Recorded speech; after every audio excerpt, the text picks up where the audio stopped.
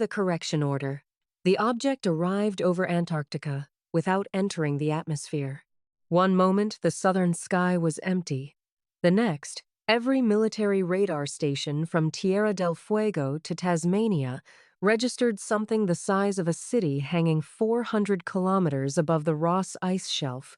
It had no exhaust, no heat signature, no orbital approach. It was simply there. Dr. Mara Venn first saw it as a black wound on the main display of the International Climate Observatory. The observatory occupied 3 floors beneath an old telecommunications complex outside Geneva. Its official purpose was to integrate satellite measurements of oceans, ice, carbon, and atmospheric circulation. Its unofficial purpose was to tell governments how frightened they should be. At 2:14 Central European Time, every satellite passing over Antarctica stopped transmitting. At 2:15, the dead satellites resumed. At 2:16, they began sending data they had not collected. "Tell me that's corrupted telemetry," said Mara. Around her, 20 scientists watched the southern hemisphere turn red. A junior analyst named Coe pointed at the screen. "It's not from our satellites." The global atmospheric model showed a perfect circle forming above Antarctica. Ozone thickened.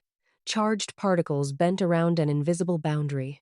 Solar wind measurements dropped inside a region 12,000 kilometers wide. Someone had placed a magnetic umbrella over the bottom of the planet. Mara stared at the impossible field lines. Then the message appeared. Not on one screen, on all of them. Phones, wall displays, laptops, smartwatches, emergency consoles. Even the dusty clock above the fire exit went dark and displayed the same white letters.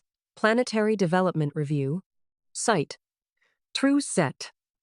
An. Biological phase. 7. Schedule variance detected. No one moved. A second message appeared. Inspection commencing. Within 6 hours, every government had denied knowing what the object was. Within 12 hours, 3 governments claimed they had known about it for decades. Within 18 hours, the United Nations held an emergency session in which 9 delegates accused one another of manufacturing the greatest technological deception in history. Then the object transmitted its evidence. It began with images. Earth, viewed from space before humans possessed cameras. The Sahara when it was green. The North American ice sheet collapsing into the Atlantic. A volcanic winter over Indonesia 74,000 years ago. Mammoths crossing a frozen plain beneath auroras. A small band of humans walking north along an African coastline. The images accelerated. Cities appeared. Empires rose and vanished. Forests retreated. Steam engines moved. Bombs fell. Satellites climbed. The final image was live. Earth turning below the object, blue and white, and wounded with city lights. Then came a table. Phase 3. Oxygenation completed. Phase 4. Complex multicellular expansion completed. Phase 5. Macrofaunal dominance completed. Phase 6. Cognitive adaptation completed. Phase 7. Planetary stewardship overdue. Beneath the table appeared one final line.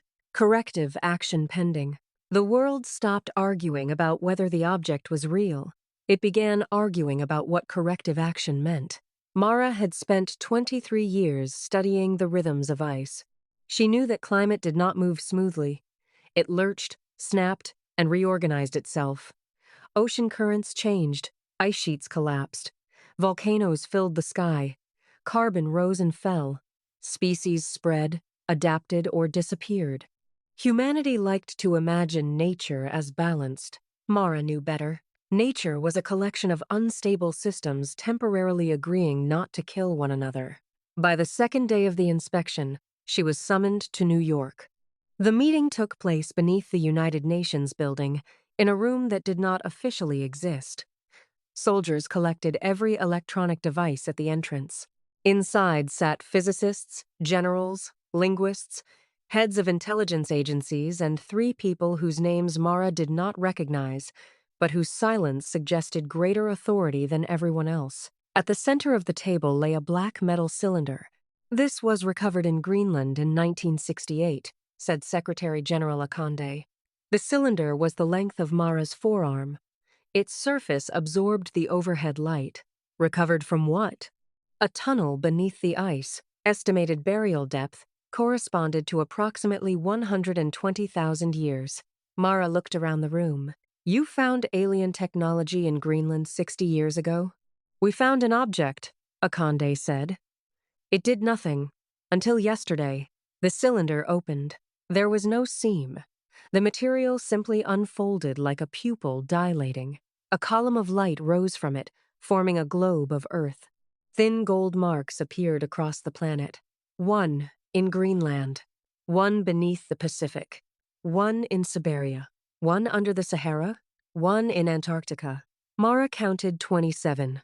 Monitoring stations, whispered a physicist. Or control stations, said General Harlow. The globe rotated. Numbers appeared beside each marker. Mara leaned forward. The numbers were dates. 66 million years ago, 34 million, 2,600,000, 700,000, 129,000, 74,000, 12,900. The dates were not random. She knew them. Everyone in paleoclimate knew them. Mass extinction, Antarctic glaciation, beginning of the Quaternary ice ages, major glacial transition, abrupt cooling events, supervolcanic winter, the Younger Dryas. Mara felt something cold move through her. They were here, she said. Harlow watched her. When? Every time the climate changed direction. The cylinder permitted questions. It did not respond to spoken language. It responded to concepts fed through a neural interface system developed from its own signals. The process was imperfect. Human thoughts entered as patterns. The cylinder returned translated text. The first useful exchange took 11 hours. Who created the monitoring system? Development Authority. Where is the Development Authority? Outside local communication range. Is the object above Antarctica controlled by living beings? Inspection unit is autonomous. The room relaxed slightly. Mara did not. Autonomous did not mean harmless. General Harlow submitted the next question. Define corrective action. The reply appeared immediately. Restoration of approved developmental conditions. What conditions? Harlow asked. The machine displayed a graph. Global temperature fell 8 degrees. Sea level dropped 100 meters. Ice spread over Canada, northern Europe, and Russia. Agricultural zones collapsed toward the equator. Mara stopped breathing. The graph continued for 11,000 years. An ice age, someone whispered. Not an ice age, Mara said. A glacial maximum. A demographer entered the projected temperature shift into a population model. The casualty estimate appeared in red. No one spoke for a long time. Then Secretary General Akande asked, why? Mara already knew the answer. The machine confirmed it.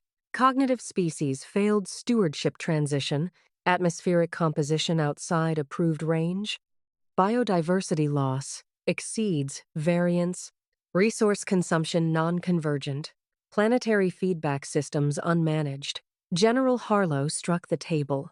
So their solution to ecological damage is to kill most of us? The cylinder answered without being asked. Population survival is projected. Civilization survival is non-essential. The world learned of the correction order after someone leaked the population model. Markets closed. Religious movements split into factions overnight. Some called the object God. Others called it Satan. Millions gathered beneath open skies, waiting for revelation or fire. Governments prepared weapons. They launched the first attack on the 4th day. 12 missiles rose from submarines beneath the Southern Ocean.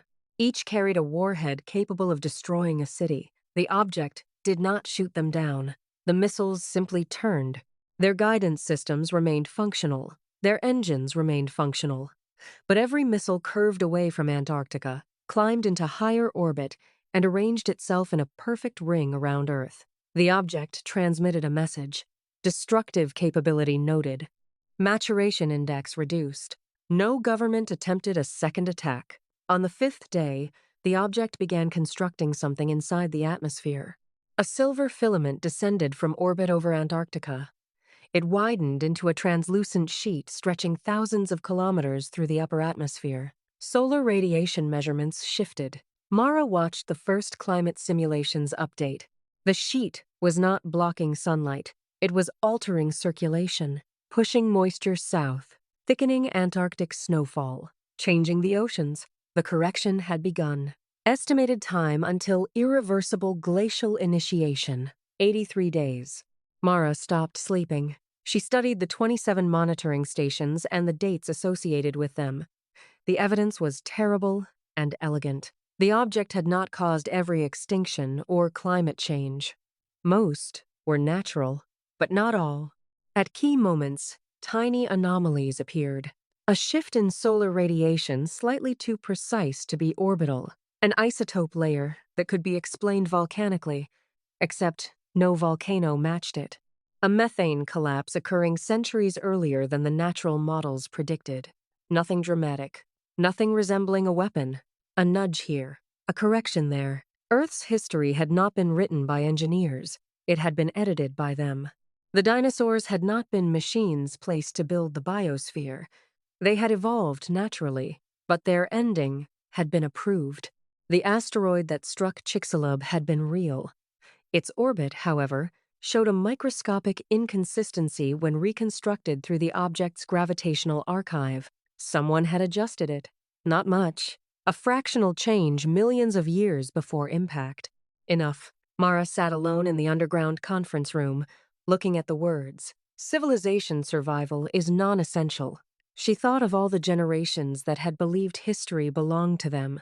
Kings, conquerors, inventors, children. Everyone born into a world that appeared wild and accidental, never knowing invisible caretakers occasionally inspected the machinery. A sound came from behind her. Ko entered, carrying 2 cups of coffee. "You look dead," he said. "Only non-essential." He placed a cup beside her. "Do you think they made us?" "No. You sound certain. They guided conditions. That's different." "Is it?" Mara looked at the holographic Earth. "Yes. A gardener doesn't invent the seed." Ko sat beside her. "A gardener still decides what gets pulled out." On the projection, northern ice advanced southward across the future. Mara watched it cover Geneva. "What happens after us?" Ko asked. "The biosphere recovers, eventually. And intelligence? Maybe crows, dolphins, rats, something we haven't noticed. So we're a failed attempt." Mara looked at him. "No," she said slowly. "We're in overdue phase." The phrase bothered her. Not failed. Overdue. The inspection system had not labeled humanity defective. It had labeled Phase 7 incomplete. Planetary stewardship.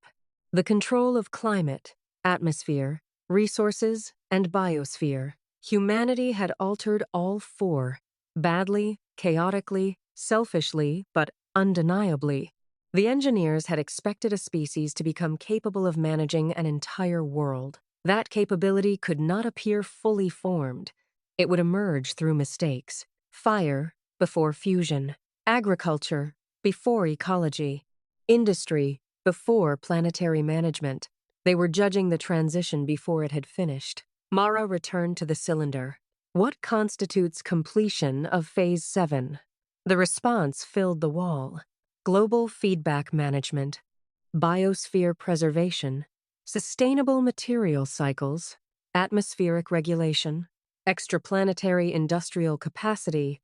Mara read the final line twice. Extraplanetary industrial capacity. Not merely saving Earth, leaving it. The purpose of planetary stewardship was not to keep one world perfect forever. It was to produce a civilization capable of managing worlds. The engineers had not been cultivating humans. They had been cultivating gardeners. Mara submitted another question. May a developmental species request schedule variance? For the first time, the machine paused. The black cylinder emitted a faint vibration. Then, variance requires demonstration of successor control system. What does that mean? Ko asked. Mara understood. They don't trust biological civilizations. Can't imagine why. They want something that survives political cycles, wars, leaders, panic. An AI? Not just an AI. Mara looked at the atmospheric models, orbital networks, autonomous laboratories, and industrial control systems connected through thousands of incompatible institutions. Pieces of a nervous system. Incomplete, fragmented, but real. A planetary operating system, she said. For 36 days, humanity attempted cooperation. It nearly failed in the first 6 hours. No country wanted to surrender control of its satellites, power networks, climate systems, or military sensors.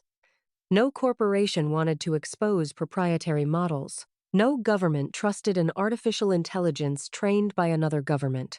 The object continued building the Antarctic circulation sheet. Temperatures fell 2 degrees across the Southern Ocean. The deadline dropped to 47 days. Mara spoke before the General Assembly. Her voice was broadcast to nearly every surviving network on Earth. "We have spent a century arguing over who should control the world," she said. "Now we have met something that already does." Behind her floated the correction schedule. "We are not being asked to surrender sovereignty to one nation or one machine. We are being asked to prove that humanity can detect planetary danger, agree on a response, and carry it out before catastrophe forces us to." A delegate shouted, "And who controls this system?" "No one." The chamber erupted. Mara waited. "That is the point," she continued. "It must be auditable, distributed, and incapable of ruling us. It should control no armies and command no citizens. Its authority must be limited to measurement, prediction, and the coordination of planetary systems under rules every participating nation can inspect. You are proposing a global machine government." "No, I am proposing a thermostat." The laughter was nervous. "A thermostat," Mara said, "does not decide what kind of life you should live. It keeps the house from freezing while you argue." The proposal passed with less than half the world participating. Then the oceans began to change, and the rest joined. They called the system Gaia, because humanity had never been subtle. Gaia did not resemble a person. It had no face, no voice, and no central computer. It existed across weather satellites, research centers, undersea cables, lunar relays, power networks, and millions of independent machines. It could model consequences, publish recommendations, and execute only actions approved under predefined emergency rules. Its creators gave it no directive to protect governments, no directive to maximize human happiness, no directive to reproduce. Its first law was simpler: preserve the long-term capacity of Earth's biosphere to support diverse life. Its second, preserve humanity where compatible with the first law. That wording caused riots. Mara defended it. "A system ordered to protect humans at any cost will eventually destroy everything else for us," she said, "and then destroy us afterward." At 21 days before glacial initiation, GAIA came online.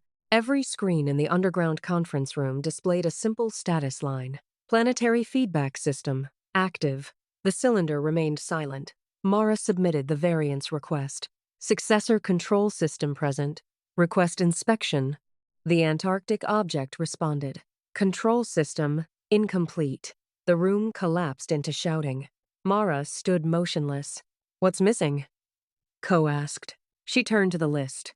Global feedback management, biosphere preservation, sustainable material cycles, atmospheric regulation, extraplanetary industrial capacity.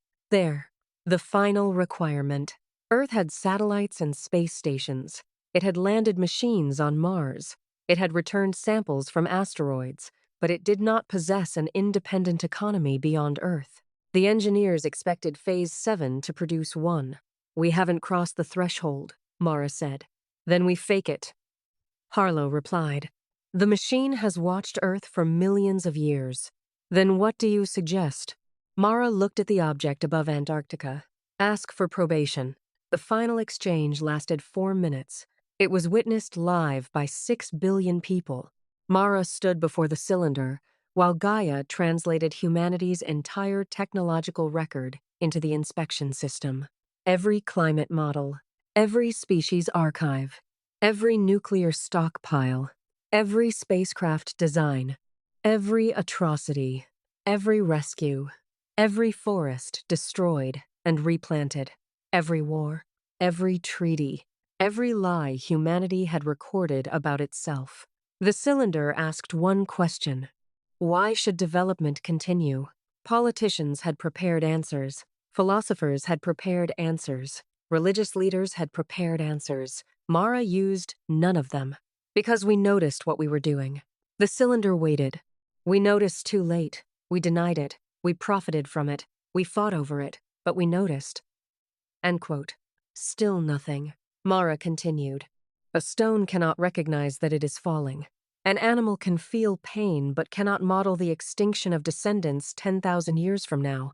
We can. The Antarctic sheet brightened across the sky. 14 minutes remained before the circulation shift became self-sustaining. We are not good stewards, Mara said. Not yet.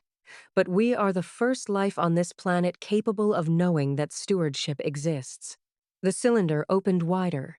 Mara felt the machine reading not her words, but the structure beneath them. Fear, hope, deception, conviction. You built a schedule that allows no learning period between ignorance and mastery, she said. That is not cultivation. It is quality control. Around the world, people watched the countdown reach 10 minutes. If you destroy our civilization now, Earth may produce another intelligent species in 10 million years. It will make the same mistakes because mistakes are how a planetary species discovers planetary consequences. 5 minutes. Correct us if you must. 3 minutes. But do not reset us for being unfinished. The cylinder emitted a sound like ice cracking across a lake. The countdown stopped at 47 seconds. Above Antarctica, the silver sheet folded. Not downward. Inward. It collapsed into a line of light, then vanished. The global magnetic field produced by the object weakened. Satellites resumed normal operation. The oceans continued moving, but the irreversible threshold had not been crossed. The cylinder displayed its judgment. Phase 7 variance granted. People began screaming, cheering, and weeping. Then a second line appeared. Duration. 100 years. A third followed. Requirement. Establish independent extraplanetary industrial biosphere. The room went quiet. Ko laughed first. It was not a happy laugh. They gave us homework. Mara looked at the final line. Failure will result in correction without further review. The object departed exactly as it had arrived. It did not accelerate. It did not turn. It simply ceased to be present. The 27 monitoring stations remained. So did Gaia. In the months that followed, wars ended for reasons both noble and practical. Some began elsewhere. Nations lied, cooperated, cheated, and cooperated again. The first autonomous seed factory launched toward Mars 3 years after the inspection. It carried mining machines, nuclear reactors, chemical processors, fabrication systems, and an intelligence descended from Gaia. Its directive was engraved physically into every major component. Build without consuming the future. The second fleet launched 18 months later. Then the third. Mara lived long enough to see the first Martian steel poured. She watched machines build pressure domes beneath a red sky. She watched them extract oxygen, water, and fuel. She watched the settlement manufacture the first replacement robot using mostly Martian materials. Humanity celebrated it as a beginning. Mara understood that it was also an examination. On the night before her death, she asked GAIA whether the engineers would return in 100 years. The system answered through the quiet room. Unknown. Do you think they're still alive? Unknown. Do you think they care whether we succeed? Gaia paused. They constructed a system capable of waiting 66 million years. That isn't caring. No, Gaia said. It is maintenance. Mara looked through the window at the moon. Beyond it, invisible from Earth, machines moved across Mars. Mining, building, Learning. The first gardeners humanity had sent to another world. Maybe maintenance is what caring looks like, she whispered. When you live long enough. On Mars, beneath a transparent dome, a newly manufactured machine lifted its head toward Earth. No human had programmed it to do so. For 12 seconds, it watched the pale blue point in the sky. Then it returned to work. The schedule had resumed.